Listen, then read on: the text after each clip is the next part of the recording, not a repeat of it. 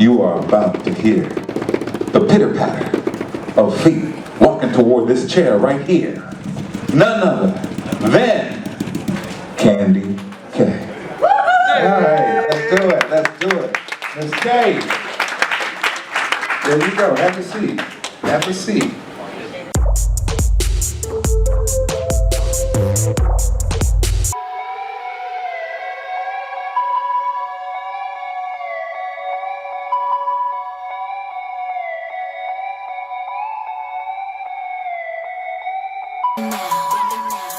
Oh yeah, bitch, wanna be me now. Sitting on my ex, I can't wait for him to see me now.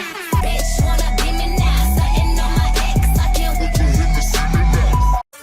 Kandy K is our featured Diva of the Week, as she speaks at TDot Fest music panel about meeting Snoop Dogg, her hustle, and travels worldwide. You're the queen, that's when you're the medals. You're the queen of the North. This is Game of Thrones for real.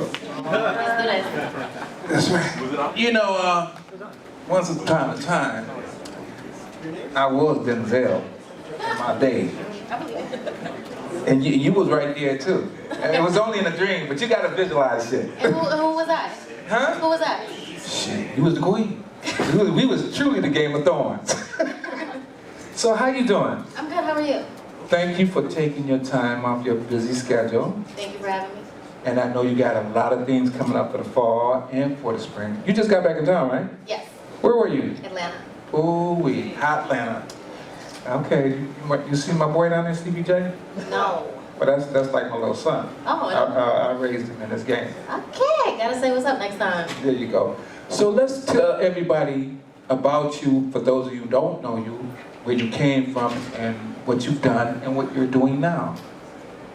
So I go by the name of Kandy K. I've been in the game for about 10 years now. I've been taking this seriously for about 7 years.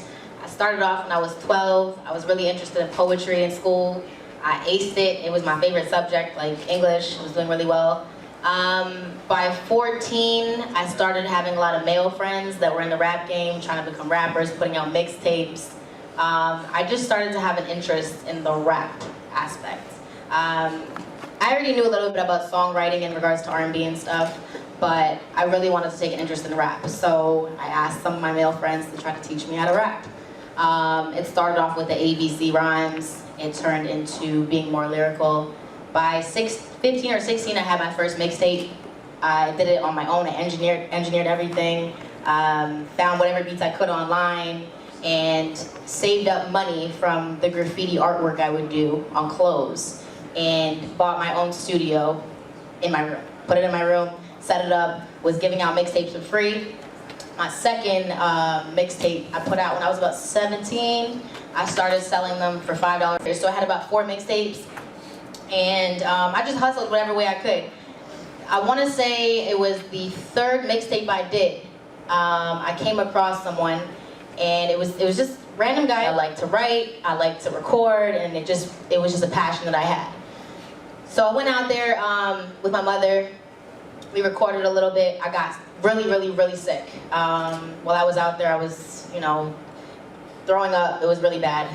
And I told Jeff one day, I said, I don't think I'm gonna be able to make it to the studio. I'm really sick. And he basically, long story short, he gave me the speech like, hold up, I flew you out here and you're not about to come to the studio? Do you know how many people would die to be in your position right now? Like, I'm the one that made Alicia Keys. So I'm like, no, it's not that. I'm just letting you know, I might throw up in the studio. And he's like, I don't care. You got work to do. So I didn't know the grind that really came behind the music. I just knew the grind that was in my head, which was selling mixtapes wherever I could, which was literally getting outside of my car on the highway with jam-packed traffic for Caravana, and literally getting out my car on the highway and throwing mixtapes in people's cars, or showing up to whatever clubs I could when I knew artists were in town and doing whatever I had to do to get them my music. That's the hustle I knew. I didn't know the studio hustle. So I showed up to the studio and we got the records done. Thank God I was not sick. But he flew me back and I knew it. I'm like, I wasn't ready. I'm like, I still have a lot to learn and I knew that.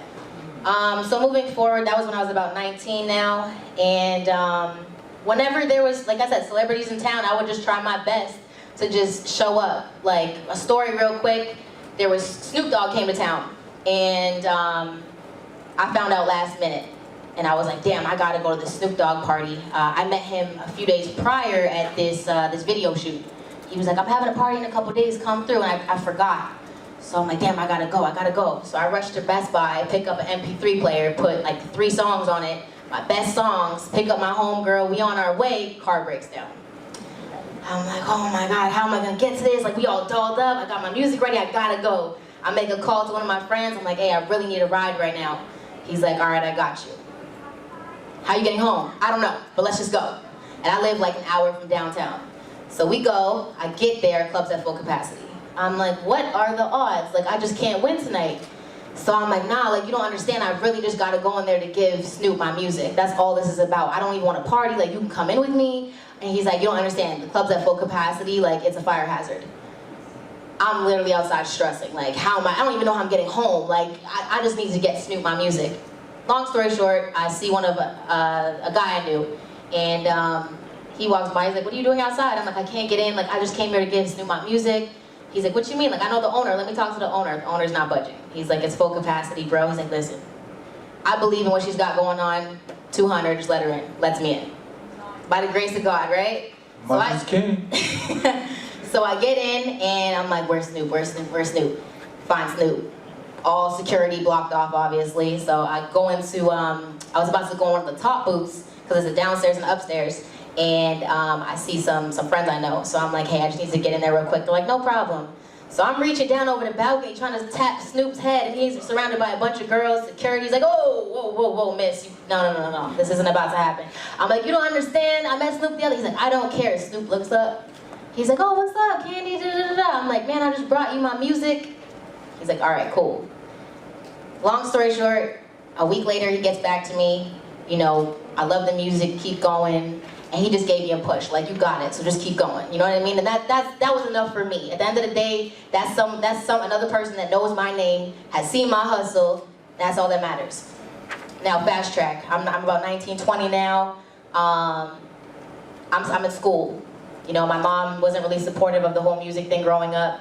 My parents weren't together. I didn't really talk to my dad. And I was really just focusing on getting this degree from my mother, because that was what would make her happy. I knew at the end of the day I've always wanted to be an artist. It's just something I've always felt. I literally went through a list of hundreds of jobs. There's nothing that I want to do other than the music. So I get my degree, don't even want to go to graduation. I said, here's the papers, Mom, like, I'm done. We made an agreement, I could do whatever I want, you would support me moving forward. So she said, okay. I want to say I was 23. I had just graduated, I couldn't find a job. It was the first time ever I couldn't find a job anywhere.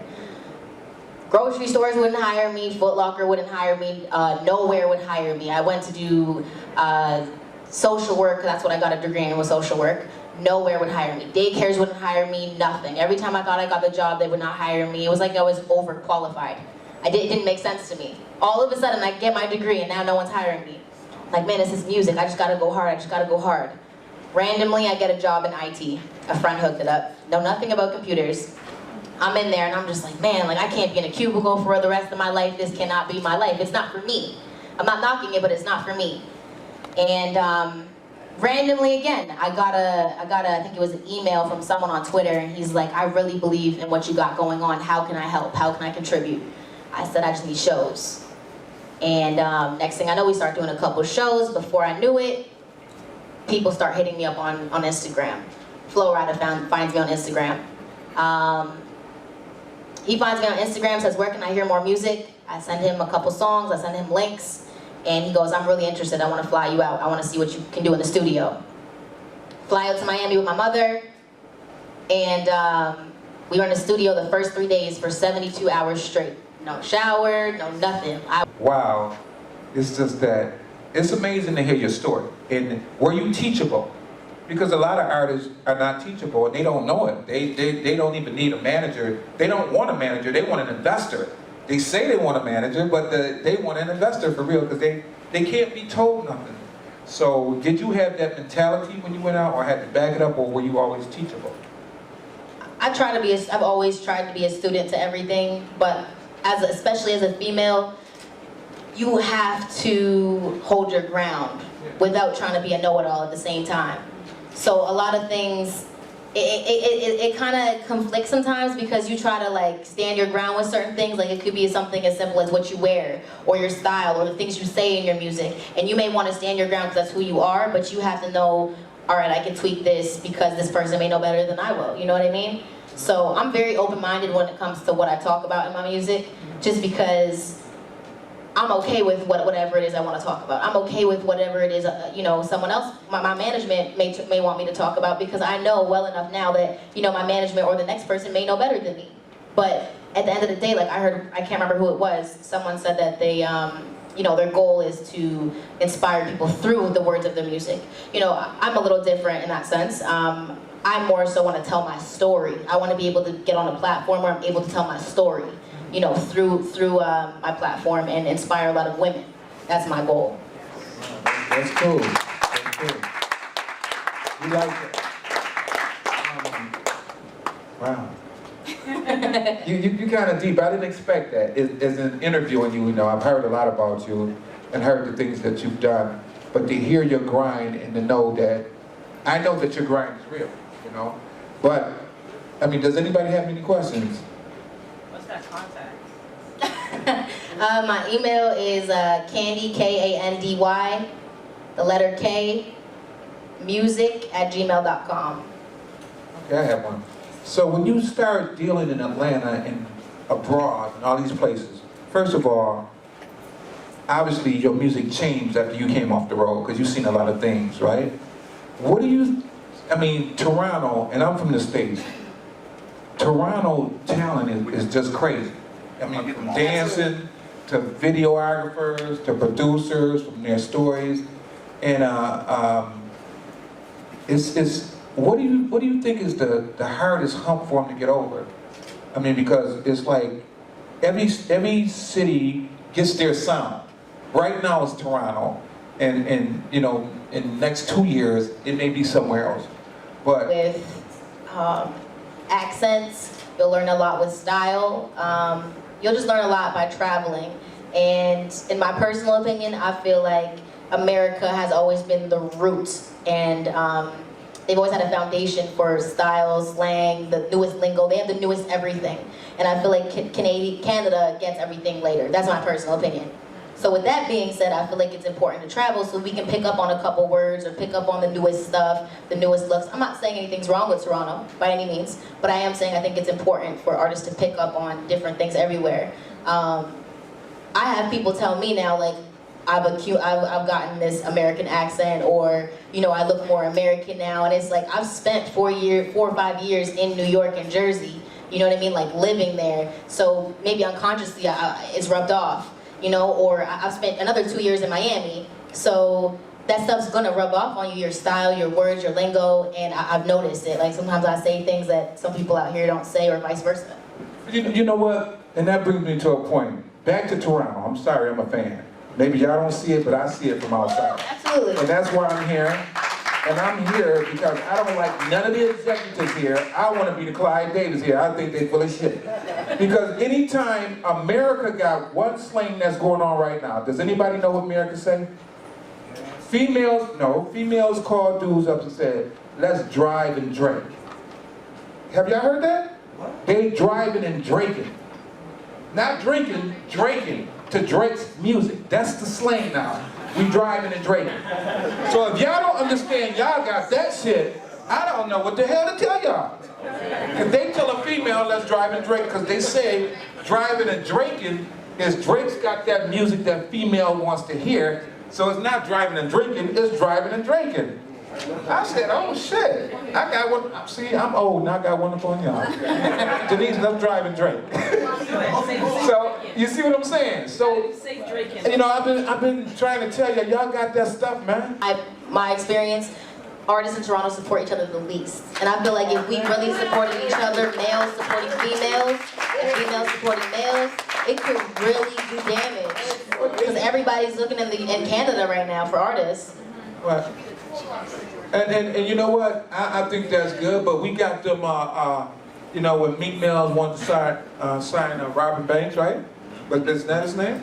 That was showing, and plus everybody's coming, so I think we can get on this bandwagon and support each other But we gotta take knowledge, the OG, you gotta teach these kids. Because the kids, the younger artists' bigger problems is that the old artists didn't reach back for us. That's every young artist, when you talk to them and say, hey, what about so-and-so and so-and-so? They say, man, they don't look for us. So they like growing up on their own in this industry. And y'all dudes know, and y'all responsible, and all these people that say you do social media, you do that, don't take these kids' money, man, and don't do nothing. Give them something, man. But anyway,